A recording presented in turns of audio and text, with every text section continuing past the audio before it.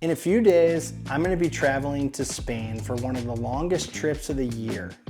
And in addition to the length of the trip, I'm being asked to do a whole bunch of things.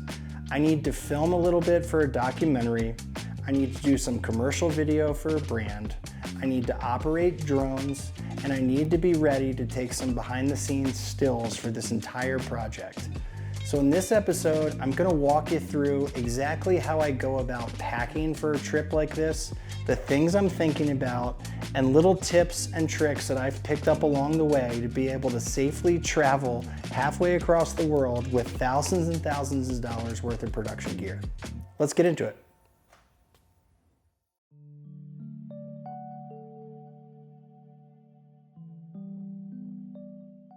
In the last episode, we talked about gear as a theory. And if you're like me, when you hear gear, you probably immediately think about all the cool stuff, the cameras, the lenses, the drones. But there's whole other categories of gear that you're gonna need to purchase to run your business that aren't nearly as sexy or as fun to talk about. And those are things like backpacks and hard cases. Because at the end of the day, while all the expensive stuff is really cool and fun to use, it's pretty much useless if you can't get it from one point to the next safely. So let's get into talking about exactly the things that I'm thinking about as I pack for this trip to take all of this expensive equipment halfway across the world.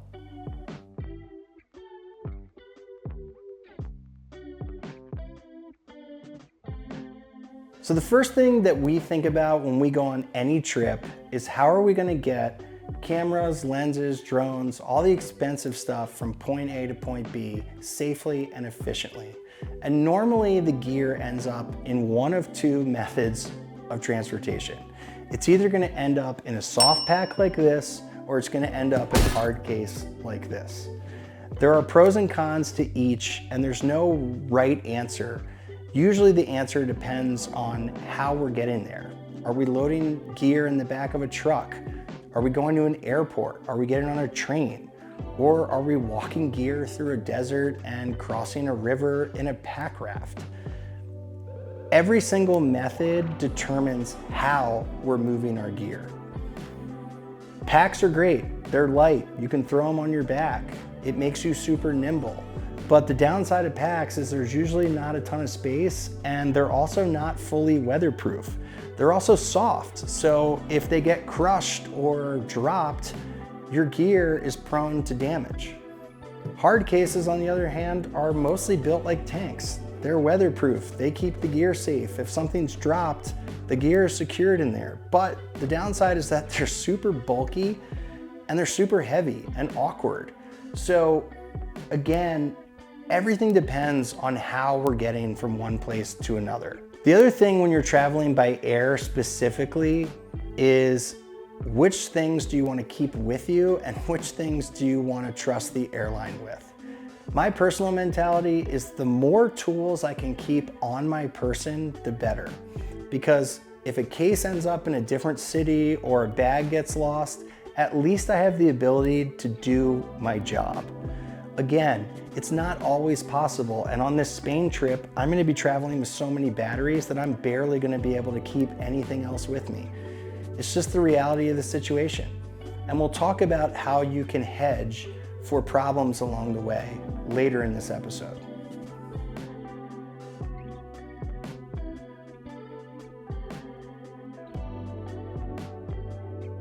The other thing when it comes to packing for a trip is that we are always having to make compromises between how much gear we can bring and how much gear we can effectively pack and carry. Again, no two projects are alike when it comes to the answer to this equation. On this Spain trip in particular, we have the luxury that we're traveling on a major airline. We mostly just need to be able to get everything to the airport, and then we need to be able to get it out of the airport at our destination. Which means in this case, we're gonna be packing a ton of stuff in hard cases, and ultimately we're gonna let the airline deal with getting it from point A to point B. But not every shoot is like that. There are other shoots when we have to do a ton of work. We have to take pictures, we have to do video, interviews, fly drones. but we're going to a really remote location where all we can do is carry stuff in. In those cases, we're pretty much constrained to bring in a backpack like this or like this, which means we need to make compromises on the gear that we're using so that it all fits into that form factor. Listen, I love big pieces of gear, like the Inspire 3 drone, for example. I would love to fly it on every job, but the reality is that it's huge, and you can't effectively pack it in a backpack for every single job. So we're constantly needing to make compromises. Going back to this upcoming Spain trip in particular, I have been asked to shoot one of the main video angles with a camera and a lens that is, quite frankly, ginormous.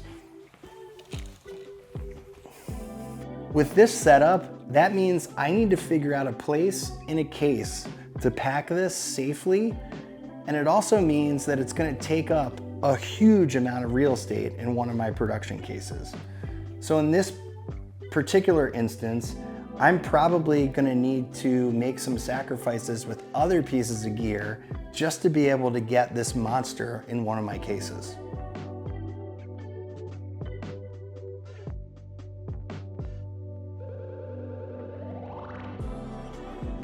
In addition to making compromises about how much gear I can bring and how it all fits into the packs, I'm also constantly thinking about redundancies.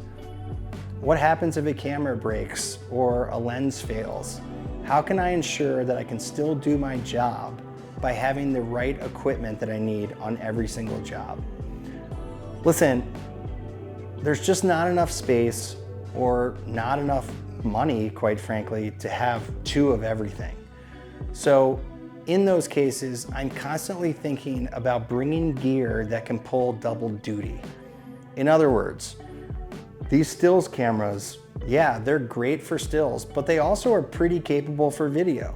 Lenses, if I can bring a couple of lenses that have overlapping focal lengths, maybe a couple of primes and a couple of zoom lenses, at least I have my bases covered if something breaks or fails. Listen, every single job is different.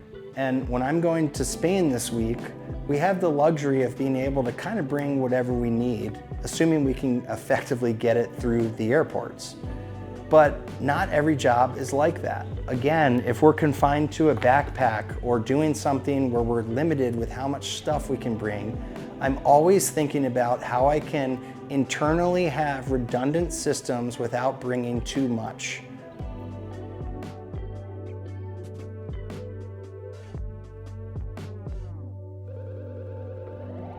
When it comes to packing our camera equipment in packs or in hard cases, we're always thinking about what happens once they're inside of these things. Most of our packs, like this one, come with foam inserts.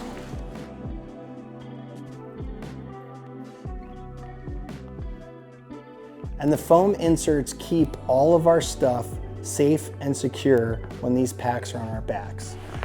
These inserts are all customizable. They're with Velcro, so we can move them around as our gear needs inside of this pack change. Some of our production cases have inserts just like our packs. Foam inserts, dividers in the top, and then others have laser cutouts inside for a very specific piece of gear that keeps everything hyper secure.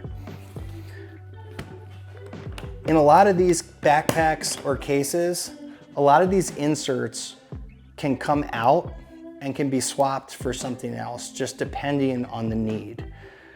Listen, laser cutouts that keep a specific piece of gear are probably the safest, but at the end of the day, as you can see, this case can really only be used for this piece of gear, whereas stuff with dividers like this or our backpack can change according to our needs and what we need to move from one place to another.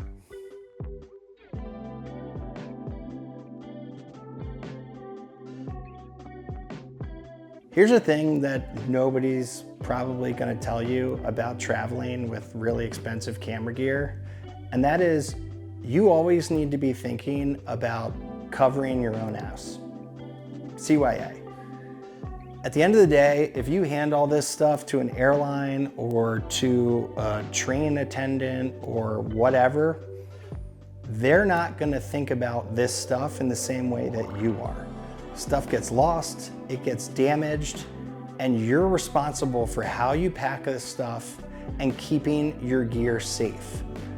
The insurance companies aren't gonna care how something was damaged, and more than likely, if you have to file a claim because a case or a piece of gear was lost or damaged, they're gonna do everything they can to not reimburse you. So the more steps you can take to protect yourself, the better off you will be.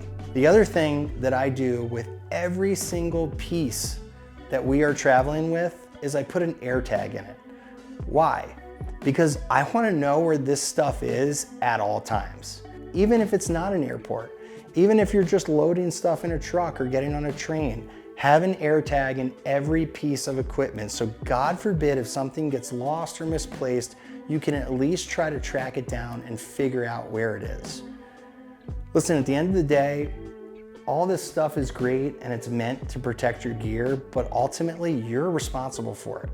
This stuff is expensive and you've put your hard-earned dollars into it and probably made some purchases that felt deeply personal and emotional. So there's just no excuse for packing it haphazardly or not protecting it after the fact.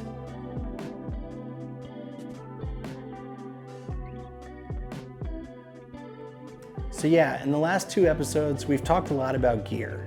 And while gear is really cool, and it's always fun to think about the cameras, the lenses, the drones, and all the high-tech and expensive equipment we get to use, you have to remember that there's all these other things that you're gonna need to keep that gear safe and to help you get it from point A to point B. In my particular case, I'm getting ready to travel for a week-long trip halfway across the world to Spain. It's gonna require air travel, car travel, and train travel. And then once we're on our location, it's gonna require carrying in gear on foot. So again, I'm thinking about all the ways in which I can get every piece of equipment that I need to do my job there, how to keep it safe, and to build in internal redundancies there that God forbid if something gets lost or damaged in the process, I still can do my job. Luckily in this case, we're going to a pretty established city and I should be able to locate things on the ground if all else fails. But that's not always the case.